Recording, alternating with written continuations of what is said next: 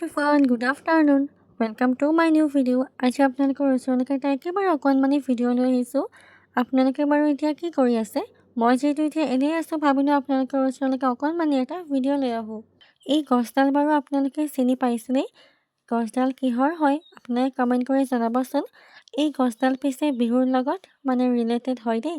তেনেহ'লে আপোনালোকে বাৰু কমেণ্ট কৰি জনাওকচোন, বিহুৰ লগত ৰিলেটেড কি গছ হ'ব পাৰে।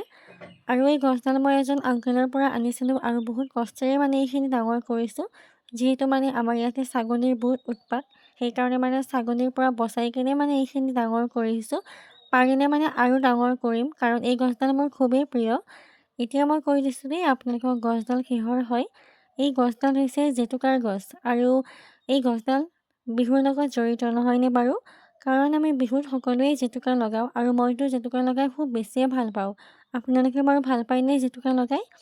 এইবাৰ পিছে এই গছডালৰ পৰা জেতুকা লগাব নোৱাৰিম, কাৰণ যিহেতু বেছিকৈ পাত গজা নাই। অহা বছৰ চাগে পাৰিম, আৰু গছডাল ভালদৰে ৰাখিবলৈ চেষ্টা কৰিম। যদিহে অহা বছৰলৈকে গছডাল থাকে, কিমানখিনি ডাঙৰ হয় আপোনালোকক ভিডিঅ' কৰি দেখুৱাম দেই। আৰু অহা বছৰলৈকে যদিহে এই গছজোপা ভালে থাকে আৰু ডাঙৰ হয়, তেনেহ'লে ইয়াৰ পৰা জেতুকা লগাব পাৰিম নহয়নে বাৰু? এতিয়া যিহেতু কিনি আনি লগোৱা হয়, তেতিয়া ঘৰৰ জেতুকাৰে হাত বোলাব পাৰিম।